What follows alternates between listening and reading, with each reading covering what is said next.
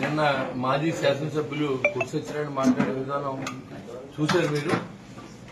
2 నెలల కాలం అయింది నేను ఎమ్మెల్యేగా నెగ్గిన తర్వాత. 2 నెలల్లో ఏ ఒక్క రోజు కూడా డెవలప్మెంట్ గురించి ఆలోచించాను తప్ప నా కోసం, నా వ్యాపారం కోసం నేను ఆలోచించిన విషయం ప్రజలందరికీ తెలుసు. నేను మాట్లాడుతూ ఉన్నాడు, కార్యకర్తల కోసం గోతులు పూడుతున్నాడు. సన్నాసి మాటలు మాట్లాడుతూ 5 సంవత్సరాల పాటు ఇంట్లో పడుకుని కనీసం గొయ్యి కూడా పోచలేని అసమర్థుడు ఇవాళ ఎలా పుడుతున్నారో తెలియకుండా మాట్లాడుతున్నాడు.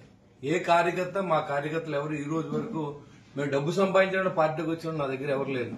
అందరూ కూడా పవన్ కళ్యాణ్ గారు సీఎం అవ్వాలి, రాష్ట్రంలో జరుగుతున్న అవినీతిని అంతమొందించాలి, రాష్ట్రాన్ని బాగు చేయాలి, లూటీ నుంచి ఆపాలని చెప్పి ప్రయత్నం చేసిన జన సైనికులు ఉన్నారు మా దగ్గర. మీకులాగా అసలు మీ కార్యకర్తలకే ఓ కప్పు కాఫీ ఇవ్వకుండా మొత్తం అంతా నువ్వే లాగిన సందర్భం ఈ ఊరందరికీ తెలుసు. ఇళ్లు కట్టిన కానించి, బ్రాందీ షాపుల్లో కానించి, మట్టి అమ్ముకున్న కానించి, గ్రావెల్ లారీ కానించి, గ్రావెల్ రోడ్ల దగ్గర నుంచి, లిక్కర్లో షాపులు కమిషన్ దగ్గర నుంచి, శాండ్ యార్డ్ కానించి ఏది వదలకుండా రాష్ట్రాన్ని జగనన్న కాలనీ పూడి దగ్గర నుంచి, జగనన్న కాలనీ కొండం దగ్గర నుంచి అవినీతి లేని పరిస్థితి లేదు నీకు. అన్ని వార్డుల్లో ఇల్లు కట్టుకుంటూ డబ్బులు ఇవ్వాలి.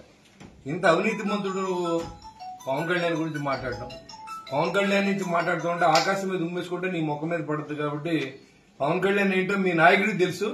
నీకు ఇంకా అర్థం అవ్వలేదేమో, ఇంకా మత్తులో ఉన్నట్టున్నావు. 2 నెలలు అయింది నీ డబ్బు చేతికి వచ్చి, అప్పుడే మీ నాయకుడు గతగతలు ఆడిపోతున్నారు. మీరు 5 సంవత్సరాల పాటు ఉండడం కష్టం, మీరు పార్టీ మారిపోతారేమో డౌట్ గా ఉంది. జాగ్రత్తగా చూసుకోండి ఆ పని. కార్యకర్తల్ని, ఈ ఊరిని ఎలా కాపాడుకోవాలో మాకు తెలుసు. జనం మాతో ఉన్నారు.